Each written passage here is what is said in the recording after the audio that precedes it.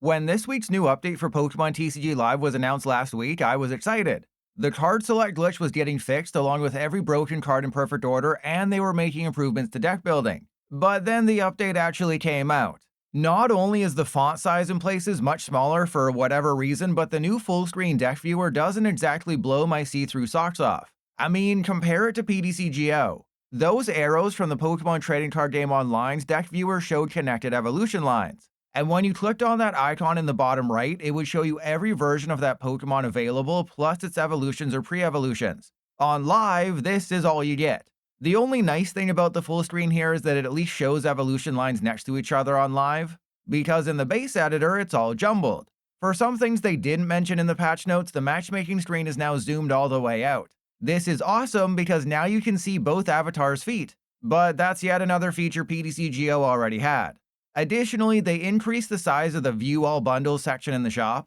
If you watched my new player's guide for 2026, you already know you absolutely should not be buying anything from this section. But if you're desperate for trade credits, it does allow you to find the Calyrex VMAX lead battle decks faster. That's the end of the good, because one questionable decision they made is shrinking the size of the cards when you inspect them during a duel, making them tinka tougher to read. The assumption I have is they reduce things like text and card size to accommodate tablets getting landscape mode, hurting the desktop experience in the process. Now, while I understand the game is better today than it was a week ago, they half mudbrayed it, which took all the wind out of my sail fossils when it comes to being excited about Live's future. But that's not the focus of today's video. A couple hours after the update, they pulled back the Drapions on PTCGL's development, and it made me mad like a party. If you've been sad that I haven't released a rant video lately, get the lotion ready because here I come. Let's take a look at that statement focused on TCG Live in 2026, going sentence by sentence. First up, they mentioned that the 3rd anniversary is coming up. While Live first launched in February 2022, it didn't leave beta until June 2023, which is when PTCGO shut down. Naturally, the difference between Live's beta and the full release is that they no longer called it a beta. They then add that we are continuing to reinvest in our future as we hear from you the increasing role Live is playing as both an introduction to the TCG and a competitive training ground for players engaged with events. Considering that TCG Live has no microtransactions, earning $0 in the process, they are reinvesting nothing. And Live isn't playing an increasing role in competitive play. It's the same role PTCGO had, or even less considering that things like Twin Leaf and TCG Masters now exist as other ways for people to test decks online. And the fact that it's taken them over 4 years to realize that people are using Live to test decks is worrying, to say the least. As for what the number one piece of feedback they receive is, it's the bugs. Again, this game has been out for 4 years, but now they're finally going to take the time to address the game-breaking issues? The next sentence is a bit weird, with the Pokemon Company International saying, "We take the honor and responsibility of representing the physical Pokemon trading card game in digital form very seriously." Skipping the first part that's odder than a keystone, I'm pressing X to doubt that they take this very seriously. I mean, did they see how many new Perfect Order cards were broken at launch? Speaking of, they then add, "As the physical Pokemon TCG game grows, so does the complexity of our digital rule set, and that can sometimes introduce bugs we don't find prior to launch. This is especially true for big sets or complex feature launches." I agree, more cards equals more interactions, which equals more potential bugs. Except rotation just removed 1,000 cards from standard. And Perfect Order is literally the smallest main set ever, featuring just 81 new cards. Or 80 if you count Naveen as a Sightseer reprint. Except several of those 80 cards were broken for 3 weeks, with the dev going radio silent the whole time. Yet they specifically highlighted that it's especially true for big sets or complex feature launches. Perfect Order is a third of the size of some sets that launched without issue on PTCGO. And none of the features they added this week are complex because most existed on PTCGO. Don't worry, the statement gets much worse. Area zeroing in on this sentence, it's absolutely baffling to me. Get ready, because they say, "Sometimes these elusive bugs can be easy to overlook in favor of new features without intention to slow down and look deeply, but it's your feedback and support from internal leadership that's allowing us to do just that." Where do I even begin with this?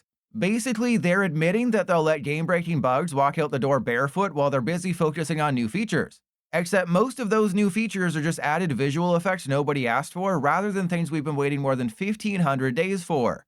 Like, I don't know, the full expanded mode they promised back in 2021, which again, PTCGO had. I haven't blown my entire rant load yet, but I do need a second to recover. The good news is that they are committed to fixing a lot of the issues. And if you watched my last video, you know they're hiring at least one more person to improve the game. When you hear all this, you might be hopeful about the future of Live. And a little sad that I might not be able to make more rant videos where I type things out in a blind rage while listening to Green Day on repeat. Okay, enough edging, let's take a closer look at some of those issues they're aware of, shall we? They just added landscape support for tablets. Naturally, that wasn't a smooth rollout. If you put Area 0 into play, your bench isn't completely visible. Best of all, they still haven't addressed the massive disconnect issues that started back in January. And something else people have discovered is that if you use Slowking to copy Annihilate's Destined Fight with Boomerang energy attached, well, sucks to be you, I guess. But with Chaos Rising adding Metagross next month, Slowking is going to see a huge increase in play. And if they don't fix this in time, the deck loses a lot of power as people will be too afraid to use Destined Fight. Obviously, the biggest part of this week's update was the card select glitch finally getting fixed. For nearly 4 years, players would randomly be unable to choose a valid target from deck when using a search card like Buddy Buddy Puffin or Ultra Ball. It resulted in countless game losses. According to them, this was especially challenging for players and for quality assurance because it was not predictable behavior. Turns out, this collision and state-dependent issue only cropped up on repeat play, so dedicated players saw the issue, but clearly identifying steps to reproduce it took lengthier than normal play sessions in QA. Basically, PTCGL's back end would slowly leak, and the longer you played, the more likely you were to experience the glitch. So how exactly did they fix this massive issue?